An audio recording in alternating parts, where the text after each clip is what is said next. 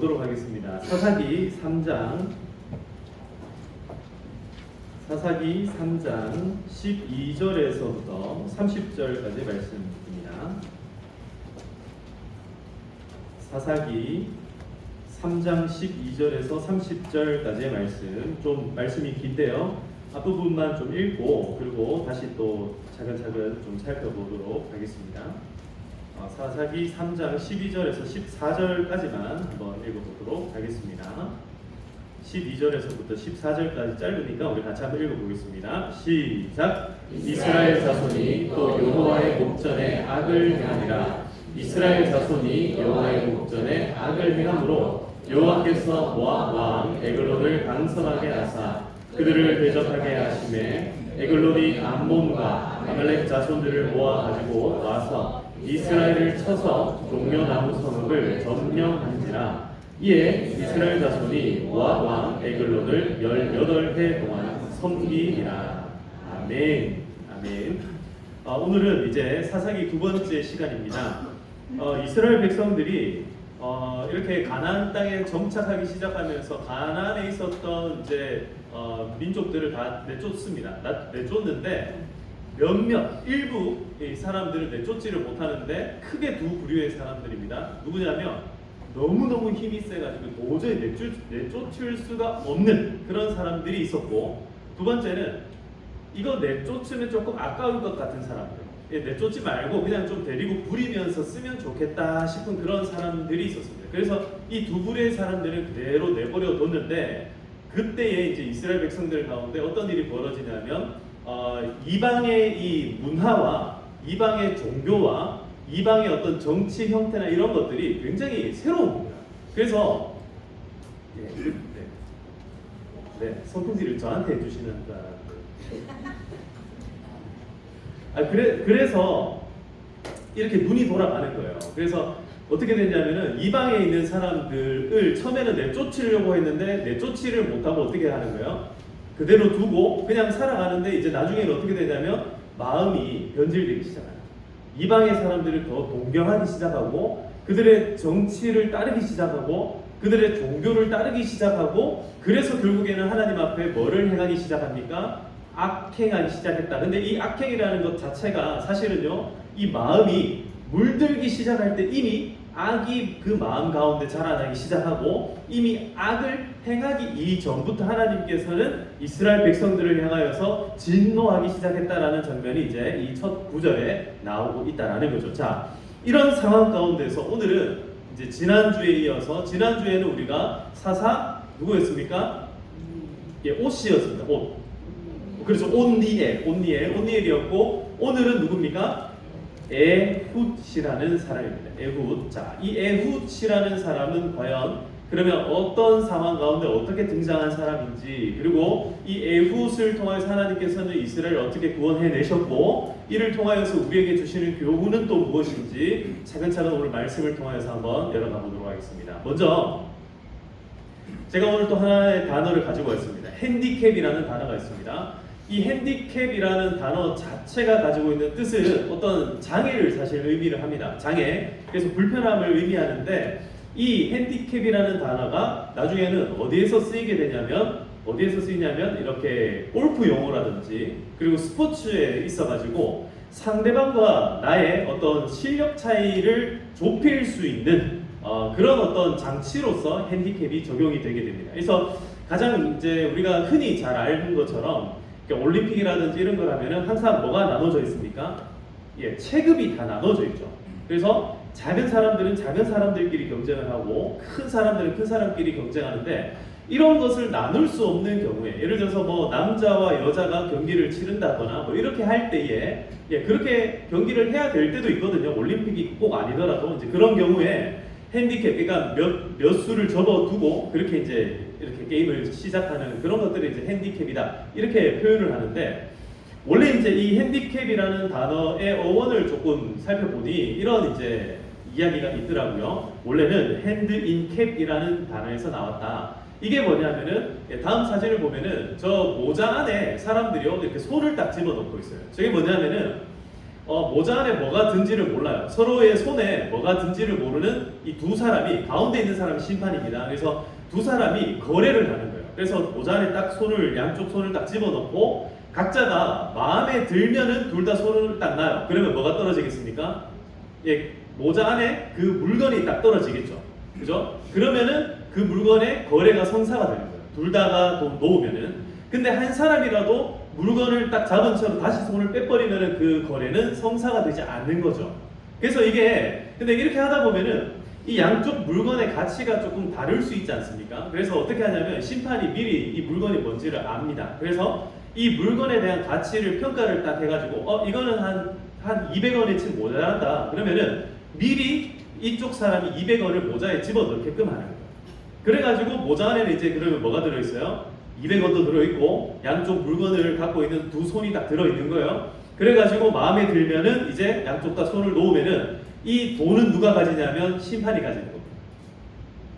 예, 심판할 만하죠. 근데 만약에 한쪽이라도 마음에 안 들고 손을 빼잖아요. 그러면은 손을 놓은 사람이 돈을 가져가는 거예요. 그러니까 오늘날에 있어가지고 이게 뭐죠? 보증금 같은 거예요. 보증금 같은 거. 네. 그렇게 하는 거죠. 원래 그렇게 했던 게 이제 이 핸드 인 캡, 손을 이렇게 모자 안에 집어넣고 이렇게 했던 거래들을 의미했는데 이게 이제 뒤로 오면서 상대방의 좀 약한 부분, 좀 연약한 부분들을 조금 이렇게 메꿔줄 수 있는 특별히 이제 경마 용어로, 여러분 경마 아시죠? 말 막 뛰어가는 그 경마에 있어가지고 어떤 말은 너무 잘 달리는 거예요. 덩치도 크고 막 이러니까 그 말에게 핸디캡을 주기 시작하는데 어떻게 핸디캡을 주냐면 뒤에다가 마차를 실어버려요. 그래서 똑같이 뛰는 게 아니라 어떤 말은 뒤에 마차를 짊어 메고 뛰어야 되고 어떤 말은 그냥 뛰고 이렇게 해서 비슷하게 대등하게 해야 그래야 어떻게 해요? 승부를 예측하는 사람들이 더 어떻습니까?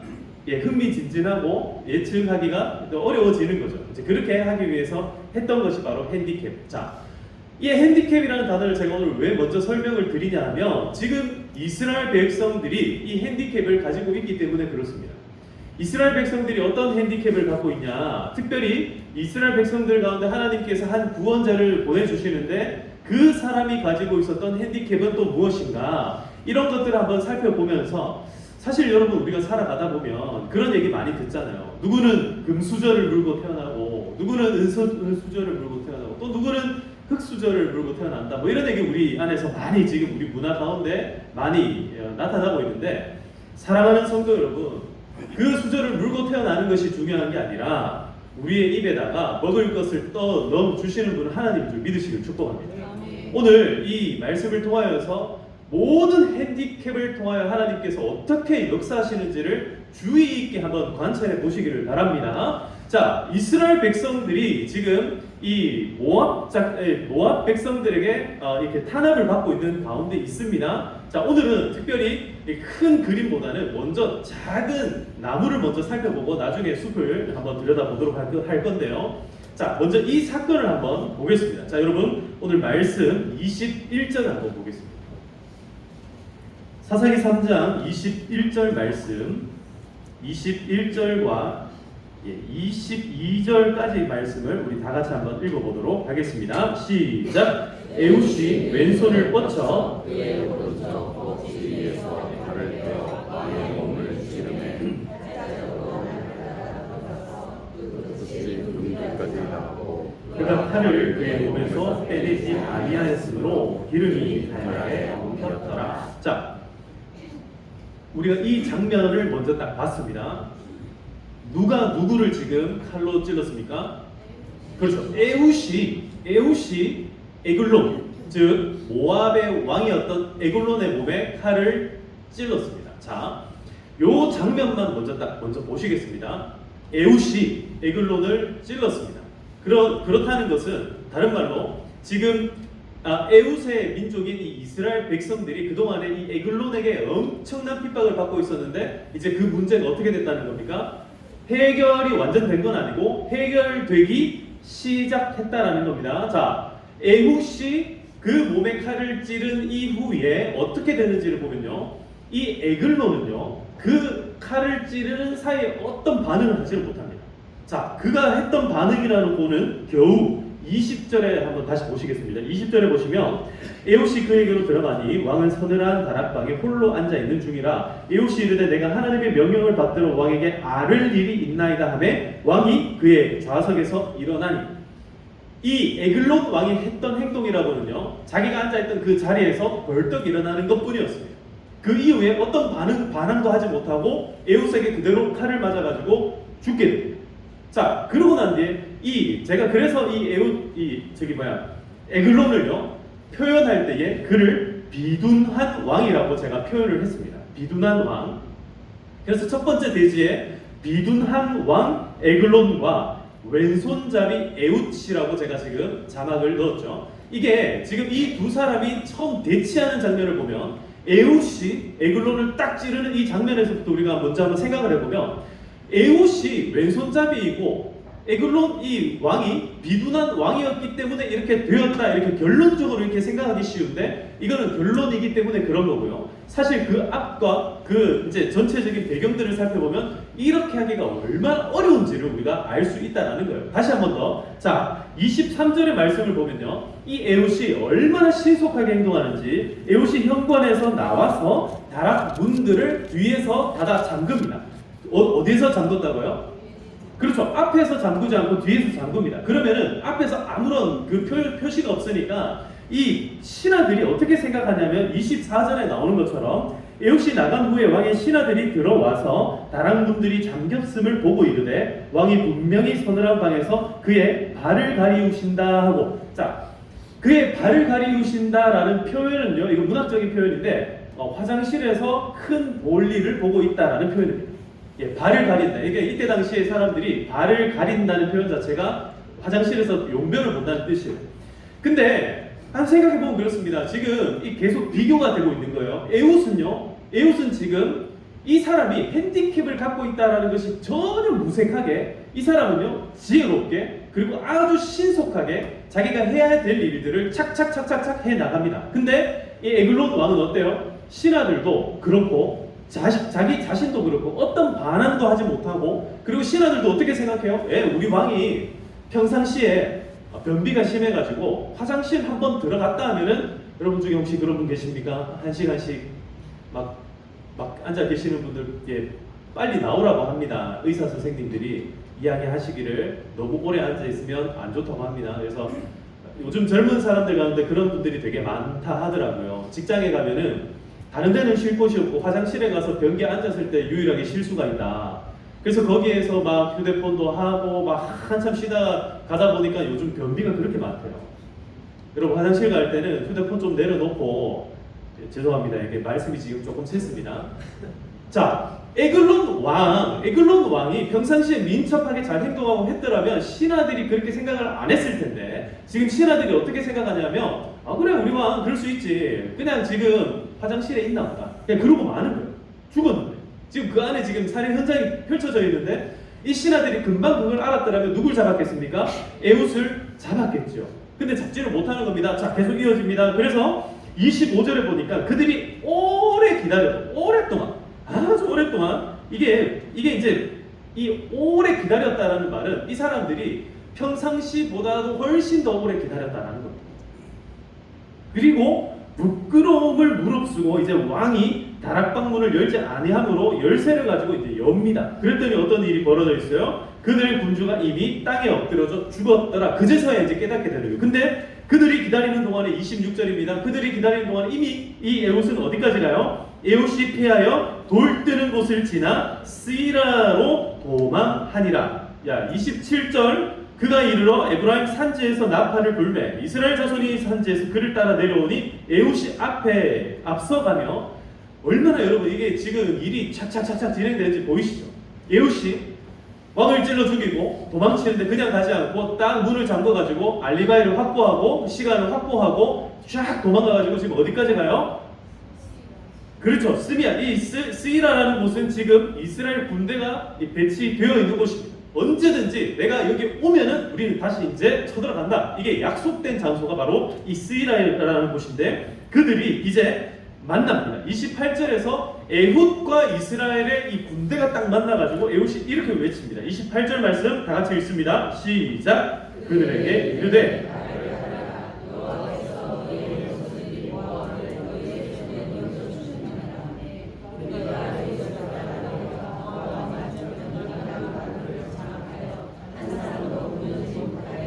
29절 그때에 모압 사람 약 10,000명을 죽였으니 모두 장사요 모두 용사라 한 사람도 도망하지 못하였더라. 할렐루야. 할렐루야. 사랑하는 성도 여러분, 여러분들의 삶이 이 에훗과 같이 민첩하게 날마다 하나님께서 주시는 그 은혜와 믿음으로 승리하시기를 축복합니다. 지금까지 몇 년 동안 18년 동안 종노릇하던 노예로 살아가던 이 이스라엘 백성들이 한순간에 그들이 승리를 경험하고 있다. 이 한순간에 어떻게 해서 이 에훗은 과연 에글론을 그러면 죽일 수 있었는가? 왜 에훗은 이 에글론을 죽일 때에 그 어떤 방해도 받지 않는 것처럼 이 장면에서 우리는 이런 장면들을 보게 되었는가? 여러분 다시 이제 넘어갑니다. 원래는요 이 에글론 왕은요 그냥 비둔한 왕인 사람만이 아니었어요. 이 비둔한 사람이 여러분 둔한 사람이 어떻게 왕이 됩니까? 이 비둔한 사람 에글론이라는 표현 자체가 그가 죽었기 때문에 그가 에훗에게 당했기 때문에 그를 평가절하된 표현으로 우리는 봐야 되는 것이지 그가 애초에 뭐 둔감한 사람이라거나 애초에 무식한 사람이라거나 애초에 어떤 능력이 없는 사람이라고 여러분 우리가 착각을 해서는 안 된다라는 거예요. 그는요 첫 번째 모압의 왕 이 에글론은요 아주 뛰어난 군대와 정치적인 책략가였던 사람이 바로 에글론이었습니다. 왜 그러냐면 한번 보십시오. 그가 어떻게 하냐? 자 보십시오. 여기 12절입니다. 12절 보시면은 가운데쯤 보시면 여호와께서 모압 왕 에글론을 강성하게 하사 그들을 대적하게 하심에 13절 에글론이 누구와 누구를 모읍니까? 그래서 암몬과 아말렉 자손들을 모아 가지고 와서 자 여러분 앞에 보세요. 딱 이스라엘이 살아가는 땅을 가운데로 요단강이 딱 가운데 있고 요단강 밑에 크게 사해라는 곳이 있습니다. 사해 들어보셨죠? 이 데드시 혹은 솔트시, 이 소금, 염해라고도 불리는 이 큰 바다가 있었어요. 그러니까 이 바다 왼쪽에는 누가 있냐면은 가나안 7족이 원래 살던 곳. 그러니까 누가 이제 정복을 했습니까? 이스라엘이 정복을 했죠. 그러니까 이제 이스라엘이 땅이 됐어요. 근데 이 사해 땅 오른쪽에 누가 살고 있냐면 모압 산맥이 있고 이 모압 지역에 모압 족속들이 살고 있었어요. 근데 이 모압 족속은요 원래 이 사해를 건너올 수가 없었어요. 사해가 워낙에 넓기도 하고 이들은 그 정도로 힘이 강성한 사람들은 아니었던 거예요. 근데 이 모압 족속들이 어떻게 이 땅에 건너오게 되냐면 모압 족속들이 누구랑 힘을 합쳐요? 암몬과 아말렉과 힘을 합쳤다. 오른편에 있는 지역에 암몬 족속이 있고 아말렉 족속이 있어요. 이 세 지역이 힘을 합쳐가지고 어디를 건너냐면 사해를 건널 수 없으니까 그 사해 제일 끄트머리 위에 요단강 끝줄기에 뭐가 있냐면은 여리고성이 있어요. 여리고성. 자 우리가 처음 이스라엘 백성들이 가나안 땅에 딱 건너오자마자 첫 번째로 쳐들어갔던 땅이 어디였습니까? 여리고였죠. 여리고. 이 여리고성을 다른 말로 종려나무 성읍이라고 얘기를 하는 거예요. 그러니 이 모압 시대 때에 이 모압의 특별히 에글론 왕 시대 때에 이 모압 족속 사람들이 처음으로 어디를 건너오냐면 가나안 땅을 건너오게 된다라는 거예요. 그러니까 모압의 이 왕이었던 에글론 왕은요 마치 우리나라가 여러분 광개토 대왕 이러면 어떻습니까? 머릿속에 뭐가 떠오릅니까? 그죠? 넓은 땅을 차지했던 위대한 왕이다 이렇게 생각이 딱 떠오르잖아요. 그죠? 그런 게 떠오르는 것처럼 모압 왕 가운데 에글론 하면은 이렇게 땅을 넓혔던 사람인 거예요. 그러니까 사해와 이 요단강을 건너가서 모압 땅을 이만큼 더 차지했던 사람이 바로 에글론이었다. 그러니 여러분 에글론은요 애초에 능력이 없는 사람이 아니라 이 군사적인 지식도 상당한 사람이었고 이 용사 10,000명을 모은 사람이 바로 에글론이었습니다. 아말렉과 원래 암몬 족속은요 이 모압과 함께 서로가 경쟁 상대이지 서로가 힘을 합칠 마음이 별로 없는 사람들인데 딱 정치적으로 하나가 되는 거예요. 그리고 누구를 공격합니까? 이스라엘을 공격했던 거죠. 그러니까 다른 족속들은 다 무너질 때 이 족속들은 힘을 내어가지고 18년 동안이나 이 이스라엘 백성들을 그들의 통치 아래에 그들이 압제할 수 있었다라는 겁니다. 자, 이스라엘 백성들에게 있어서 심각한 핸디캡 하나가 뭐냐면 왕이 없었다. 이스라엘에게는 왕이 없었어요. 왕은요 앞으로 약 200년, 300년 정도 더 흐른 이후에 이제 왕이 세워지게 됩니다. 근데 지금 이스라엘에는 왕이 없어요. 그러니까 어떻습니까? 모압 왕이 쳐들어올 때에 아무것도 할 수가 없는 거예요. 사실은 그들이 잘못한 게 있지만 아무튼간에 능력도 없었던 거예요. 두 번째로 이 이스라엘의 구원자로 지금 하나님께서 불러주시는 이 에훗을 가만히 한번 살펴보십시오. 자, 이 에훗을 부르실 때에 하나님께서 이 에훗을 향하여서 이 사사기에서 뭐라고 평가를 하고 계십니까? 그는 15절입니다. 이스라엘 자손이 여호와께 부르짖음에 여호와께서 그들을 위하여 한 구원자를 세우셨으니 그는 곧 어느 사람이라? 베냐민 사람. 에훗은 베냐민 사람이었습니다. 여러분, 베냐민 사람이라고 하는 말의 의미가 있는데 그것은 이스라엘의 12지파 가운데 가장 어린 사람이 누구였어요? 야곱의 아들이 12명이 있는데 그 12명 중에 가장 어린 사람, 가장 막내가 누구였습니까? 베냐민이었습니다. 베냐민. 그리고 민수기를 여러분 나중에 한번 살펴보시면은 이 이스라엘 족속들 가운데 군사적으로 가장 강대한 사람들 가운데 하나가 이 베냐민이 아니었어요. 베냐민은 오히려 군사가 적은 그룹 가운데 하나였습니다. 제일 적은 건 아니었어요. 왜 그러냐면 민수기 초반부와 후반부에 두 번 하나님께서 군사를 이렇게 계수하는 장면이 나오는데 이들이 그 사이에 뭐 고라 자손들의 어떤 반란 사건도 있었고 이래가지고 족속들이 완전 멸망하는 일들이 막 벌어집니다. 이런 일들 때문에 이렇게 막 약해진 족속들을 제외하고 여전히 베냐민 지파는 강한 지파가 아니었어요. 강한 지파, 제일 강한 지파가 누구였냐면 유다 지파와 그 다음에 요셉 지파였습니다. 특별히 요셉 지파는 너무 강대해져가지고 반으로 나누잖아요. 므낫세 지파와 에브라임 지파로 나눠버립니다.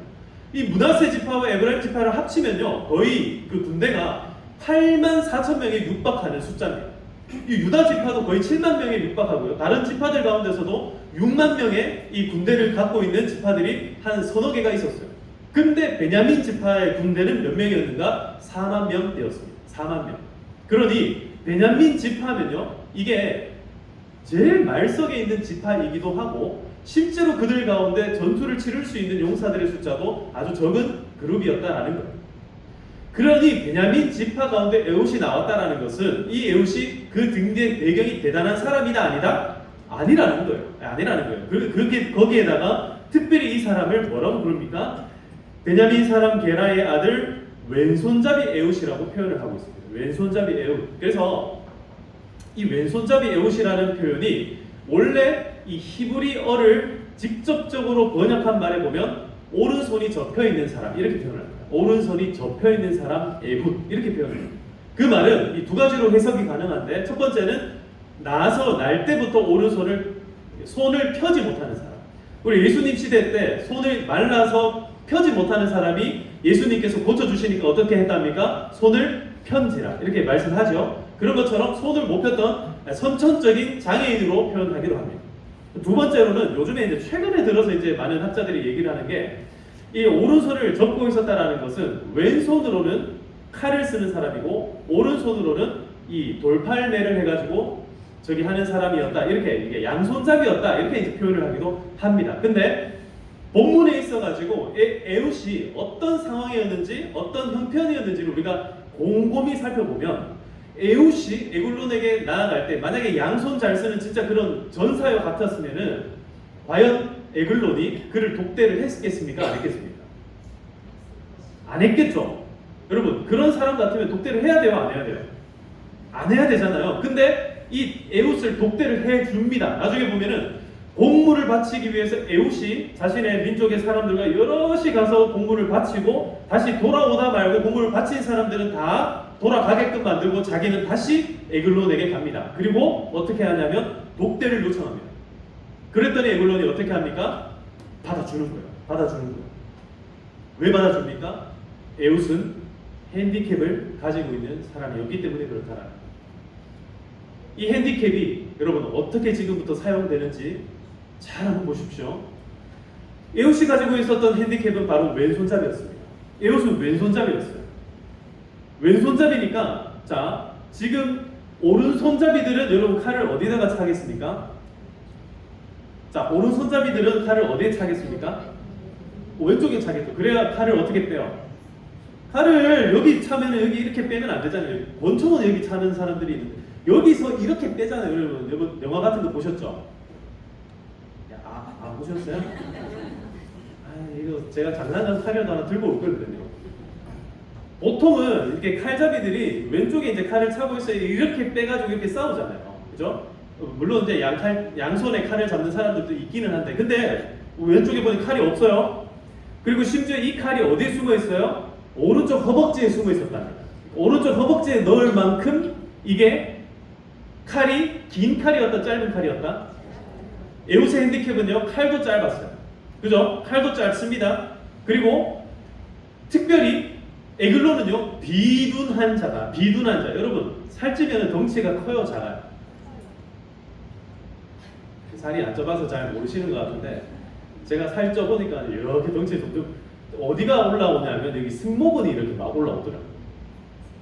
아무튼 그렇습니다. 에글론은요, 크고 비둔하고 그리고 왕의 어떤 권력도 갖고 있었던 사람. 그냥 둔한 그런 사람이 아니라, 그가 둔한 이유는요, 그가 이렇게 하나님 앞에, 아니 그가 이 많은 권력들을 누리고 강성한 사람으로 있다 보니까 비둔한 자가 된 거지, 처음부터 그런 연약한 사람은 아니었다. 자, 그런 사람 앞에 에웃이 이제 나아가는데, 그가 가지고 있었던 이 왼손잡이라는 핸디캡, 그리고 이 짧은 칼, 이것이 과연 이 에글론을 물리칠 수 있는, 그를 칼로 찔러 죽일 수 있는 과연 도구가 되었는가? 도구가 되었다라고 얘기합니다. 왜 그런가? 대체 어떻게 그럴 수 있었는가? 그 이유는 따라합시다. 에웃의 배후에는 하나님이 계신다. 에웃의 배후에는 하나님이 계신 줄로 믿으시기를 축복합니다. 자, 15절 다시 보시면 여호와께서 그들을 위하여 한 구원자를 어떻게 했다고요? 세우셨으니 여러분, 한 구원자를 세우시는 거예요. 한 구원자를, 구원할 만한 사람을 발견하는 게 아니라 한 구원자를 세우신 줄 믿습니다. 하나님은요, 우리가 어떤 핸디캡을 갖고 있다 할지라도, 우리가 남들보다 어떤 부족한 것들이 있다 할지라도 하나님께서 우리를 들어 사용하시면 그 어떤 어려움도 물리칠 줄 믿습니다. 그 어떤 힘든 상황들도 다 이겨낼 줄로 믿으시기를 축복합니다. 에웃에게는 왼손잡이라는 핸디캡이 있었고, 이스라엘 백성들에게는 왕이 없는 핸디캡이 있었고, 이 이스라엘 백성들은 무엇보다 18년 동안 종노릇 하면서 그들이 군대를 여러분, 그들이 모을 수 있었겠어요? 없었겠어요? 맨날 종노릇 하는데 어떻게 군대를 모집할 수 있습니까? 어떻게 훈련을 할 수 있습니까? 이거 모든 것들이 다 이스라엘 백성들의 핸디캡입니다. 그러나 그 모든 것들 뒤집어 주시는 분이 바로 하나님인 줄 믿습니다. 그래서 우리 성도님들은요, 늘 이걸 고백하며 살아가야 돼요.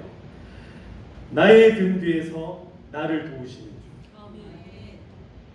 따라합시다. 나의 등 뒤에서 나를 도우시는 주. 사랑하는 성도 여러분, 나의 등 뒤에서 나를 도우시는 그 주님이 있다는 것을 꼭 기억하시기를 축복합니다. 성도의 배후에는요, 항상 하나님이 계시는 거예요. 우리 뒤편에는 늘 하나님이 계셔가지고 우리가 가지고 있는 핸디캡에도 불구하고, 우리가 가지고 있는 연약함에도 불구하고, 우리가 가지고 있는 불리함에도 불구하고 하나님께서는 늘 우리 배후에 계신다. 우리와 늘 함께 하실 줄로 믿으시기를 축복합니다. 이게 이 사건의 구체적인 사건이었다면 큰 어떤 그림을 다시 한 번 더 살펴보겠습니다. 여러분, 12절을 다시 한 번 더 읽어보겠습니다. 12절 같이 읽겠습니다. 시작. 이스라엘 자손이 또 여호와의 목전에 하가를 아니라 이스라엘 자손이 여호와의 목전에 하가를 함으로 여호와께서 그들을 대적하게 하시네. 네, 하나님은 언제나 성실하신 하나님인 줄 믿으시기를 축복합니다. 하나님은요 정말 성실하신 분. 이거를 다른 말로 신실하다라고 표현을 합니다. 한결같다라는 거예요. 한결같다. 늘 동일하시고 늘 한결같은 분이셔가지고 어떻게 하냐면 이미 축복과 이미 저주가 어떻게 됐다고요? 선포되었고 그것이 약속되었어요. 그러니까 이스라엘 백성들이 악행을 할 때는 뭐를 할 수밖에 없어요? 심판을 할 수밖에 없는 거예요. 다시요. 이스라엘 백성들이 뭐 할 때? 악을 행할 때, 악행할 때는 심판할 수밖에 없다. 그래서 이스라엘 백성들이 그 심판의 대가로 몇 년 동안? 18년 동안 종살이를 하는 거예요. 반대로 성실하신 하나님은요 이스라엘 백성들이 고난 가운데에 부르짖을 때에 하나님께서는 어떻게 하십니까? 응답하시는 거예요. 하나님께서는 응답하십니다. 부르짖으면 하나님께서 구원을 허락하시는 줄 믿습니다. 그래가지고 그들이 가지고 있는 수만 가지의 핸디캡들이 있음에도 불구하고 모든 것들을 한 번에 역전시키는 하나님의 은혜가 오늘 이 이스라엘 백성들에게 임한 줄로 믿습니다. 하나님께서 그 많은 핸디캡들을 접어두고 하필이면 왜 에훗이라는 사사를 세웠는가? 이스라엘 백성들에게 보여주고 있는 거예요. 자, 한번 봐라. 너희가 저 에훗이라는 사람을 한번 봐라. 그가 하는 말에 과연 너희가 만약에 에훗이 에글론을 찌르지 않았더라면 너희가 그의 목소리에 청종할 수 있었겠느냐? 내가 만약 그와 함께하지 않았더라면 너희가 그 목소리에 들을 수 있었겠느냐라는 거예요. 이스라엘 백성들이 지금 가나안 땅을 정복해서 살고 있는데 그들이 만약에 하나님과 함께하지 않는다면 이스라엘 칠족들이 과연 이스라엘 백성들을 두려워하고 이스라엘을 둘러싸고 있는 수많은 강대한 민족들이 이스라엘 백성들을 무서워하겠냐라는 거예요. 사랑하는 성도 여러분, 하나님을 떠나지 마시기를 축복합니다. 하나님께서 우리와 함께 하셔야 그 핸디캡이 우리의 약점이 우리의 강점이 되고 우리의 강함이 될 줄로 믿습니다. 약한 자를 하나님께서 온전하게 하실 때에 그때 하나님의 능력과 하나님의 영광이 드러날 줄로 믿습니다. 그래서 사도 바울이 뭐라고 고백합니까? 나는 너무너무 약한 사람이로되 나는 죄인 중에 괴수로되 하나님께서는 나를 들어 사용하셨고 하나님께서 나를 통하여서 수많은 사람들을 구원케 하심을 통하여서 누가 찬송받으시는 겁니까? 여호와 하나님께서 예수 그리스도께서 찬송받으신 줄 믿습니다. 사랑하는 성도 여러분, 우리는 참 부족합니다. 우리는 연약해요. 우리는 약점들이 있습니다. 우리는 과거에 매여 사는 사람들이에요. 우리는 저 요단강을 건넜다 하면서도 여전히 우리는 과거에 많이 매일 때가 있어요. 내일도 우리에게는 많은 숙제들이 있습니다. 과제들이 있습니다. 그거 하려고 생각하면 우리에게는 핸디캡이 있어요. 내 능력이 여기까지인데 내가 할 수 있는 게 이것밖에 없는데 그러나 사랑하는 성도 여러분, 우리에게는 다른 무엇이 아니라 따라합시다. 눈을 들어 산을 보라. 눈을 들어 산을 보라. 그곳에 계신 하나님의 능력이 우리와 함께 하신 줄 믿으시길 축복합니다. 하나님께서 우리와 함께 하시기에 우리의 모든 핸디캡은 이제 우리의 강점이 될 줄로 믿습니다. 우리의 연약함들이 이제는 우리의 강함이 될 줄로 믿습니다. 누가 우리를 약하게 만듭니까? 누가 우리를 연약하다 합니까? 악한 마귀가 우리의 마음을 공격할 때에 너희는 약하잖아, 너 할 수 없잖아 공격할 때에 여러분 다 걷어내시기를 축복합니다. 하나님과 함께하면 승리할 줄로 믿습니다. 하나님과 함께하면 우리 가정의 구원이 임할 줄로 믿습니다. 하나님과 함께하면 우리의 모든 기도가 하나님 앞에 선하게 응답받을 줄로 믿습니다. 말씀을 맺겠습니다. 사랑하는 성도 여러분, 야고보서 5장 13절에 보면 고난 중에 기도하고 즐거울 때 찬송하라고 말씀합니다. 고난 중에 우리가 너무 힘들고 너무나 고통스럽고 너무나 어려울 때 그때는 어떻게 해야 될 때입니까? 기도하고 부르짖을 때입니다. 그러면 하나님께서 한 구원자를 세우실 줄로 믿습니다. 하나님께서 구원자를 세워주셔서 하나님께서 그 구원자 예수 그리스도를 우리 마음 가운데 세워주셔서 우리의 모든 어려움들을 다 건너가게 하실 줄로 믿습니다. 즐거울 때는 찬송하라 하였습니다. 사랑하는 성도 여러분, 즐거울 때 너무 우리는 자랑하고 싶어요. 나의 잘됨을, 나의 잘되는 것들 막 끄집어내서 자랑하고 싶고, 그러나 하나님께서 모든 일을 하셨음을 기뻐하시기를 축복합니다. 하나님을 자랑하시기를 축복합니다. 모든 것을 이루신 이가 하나님임을 기뻐하시기를 소망합니다. 고린도전서 12장 9절에 보면 내 은혜가 내게 족하다. 왜냐하면 내 능력이 약한 데서 온전해지기 때문이다라고 말씀했어요. 하나님께서 이거는 사도 바울에게 주시는 그 말씀이요. 바울이 계속해서 기도하잖아요. 하나님, 나에게서 이 가시를 좀 제거해 주세요. 하나님, 내 옆구리의 가시 같은 이것들 좀 제거해 주세요. 내 건강을 좀 회복시켜 주세요. 그럼 더 열심히 할 텐데 하나님 관계를 좀 회복시켜 주세요. 여러분, 사도 바울이 얼마나 성격이 안 좋은 사람인지 아세요? 사도 바울 진짜 성격 죄송합니다. 더러운 사람이었어요. 사도 바울이 오죽했으면은 하여튼 같이 사역만 했다면 분열 계속 분열. 근데도 불구하고 사도 바울을 통해서 하나님께서 땅끝까지 그의 미션을 수행하게끔 하신 줄 믿습니다. 하나님께서 내 은혜가 너에게 족하다. 하나님의 은혜가 오늘 우리에게 족한 줄로 믿으시기를 소망합니다. 왜냐하면 하나님의 능력이 우리의 약한 데서 비로소 그 빛을 발하기 때문에 그렇다라는 겁니다. 그러므로 따라합시다. 핸디캡은 하나님의 영광을 드러낼 통로입니다. 여러분, 오늘 여러분들이 생각하는 모든 핸디캡들이 있으시죠.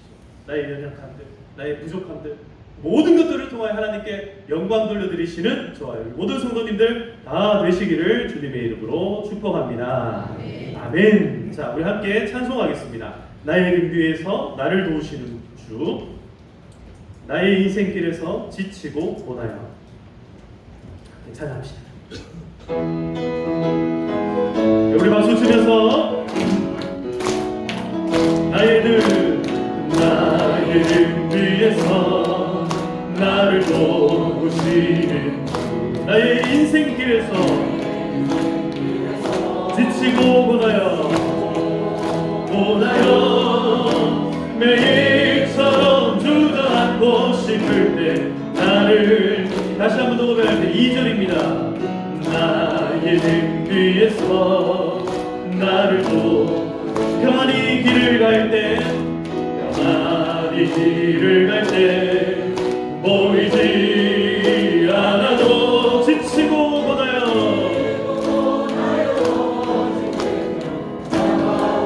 3절입니다. 나의 등 뒤에서 나를 때때로 뒤돌아보면 여전히 계신 주 단단한 미소로 바라보시며 나를 제쳐가시니 아멘. 일어나 걸어라 내가 새 힘을 주리니 일어나 걸어라 내 너를 다시 한번 더 일어나 걸어라 내가 새 힘을 주리니 일어나 걸어라 내 너를 다시 한번 더 일어나 걸어라 내가 새 힘을 주리니 아멘. 일어나 걸어라 내 너를 도우리. 기도합시다. 사랑과 내가 풍성하신 아버지 하나님 감사합니다. 하나님, 우리가 이 세상을 살아가다 보니 우리에게는 참 연약한 것들이 많습니다. 우리 부족한 것들이 많습니다. 하나님, 우리가 핸디캡으로 여길 것들이 한두 가지가 아닙니다. 하나님, 그럼에도 불구하고 우리를 사랑하시고 우리를 향하여 바라보시고 귀를 기울이시고 우리의 부르짖는 소리에 응답하시는 하나님 아버지께서 오늘 우리의 손을 붙잡으시고 우리 등 뒤의 소리를 지켜주실 줄로 믿습니다. 아버지 하나님, 우리의 모든 약한 것을 통하여서 하나님 나타내 주시옵소서. 하나님의 능력이 나타나게 하여 주시옵소서. 하나님의 구원이 드러나게 하여 주시옵소서. 하나님의 영광이 드러나게 하여 주시옵소서. 아버지 하나님, 우리의 모든 부족함들을 하나님 넘치는 은혜로 채워 주시옵소서. 우리의 가정이 온전한 가정 되게 하여 주시옵소서. 우리의 직장이 온전한 하나님의 능력의 현장이 되게 하여 주시옵소서. 우리 평화교회가 하나님의 능력의 사역장이 되게 하여 주시옵소서. 아름다운 교회가 되게 하시고 하나님 기쁨의 교회가 되게 하시고 하나님 즐거워하는 교회가 되게 하시고 모이면 부르짖고 기도하는 교회가 되게 하여 주시옵소서. 아버지 하나님, 서로의 연약함과 부족함을 위하여서 피난의 손길은 다 줬고 하나님을 향하여 함께 기도하고 부르짖는 아버지 하나님, 그런 교회가 되게 하여 주시옵소서. 아버지 하나님, 그리하여 능히 우리가 아버지 하나님 대전 지역에 받은 이 평화의 아버지 하나님 모든 사명들을 넉넉히 감당할 수 있도록 인도하여 주시옵소서. 뿐만 아니라 세계 열방을 향하여서 달려갈 수 있는 우리 평화교회 될 수 있도록 주님 인도하여 주시옵소서. 이분은 한 주간도 하나님 주님만을 향하여서 주님만을 붙들고 나아가기를 소망합니다. 우리 모든 성도님들의 모든 삶의 걸음걸음마다, 삶의 순간순간마다 아버지 하나님 함께하여 주시옵소서.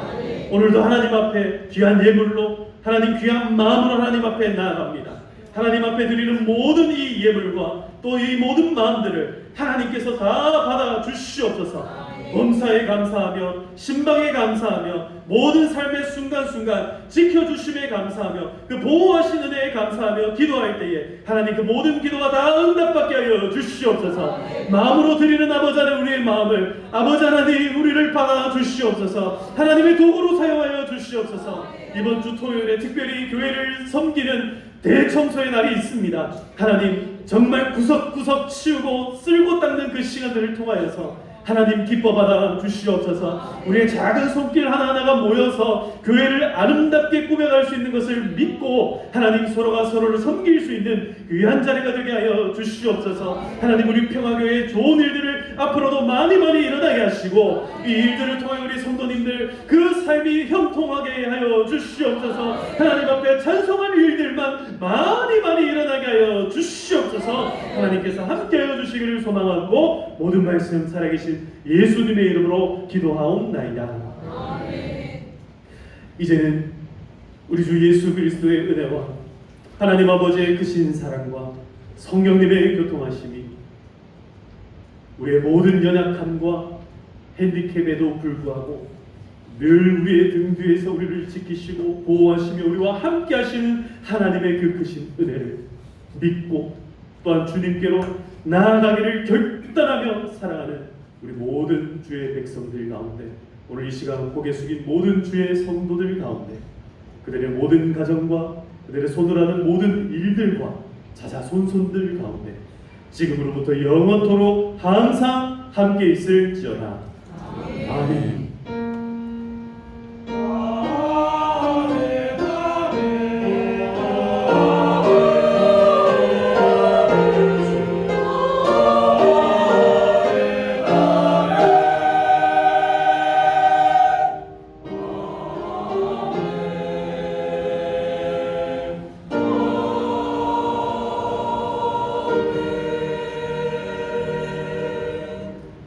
할렐루야. 여러분 삶에서 승리하시기를 주님의 이름으로 축복합니다. 옆에 분들 한번 축복합시다. 사랑합니다. 축복합니다. 네, 함께 찬양하겠습니다.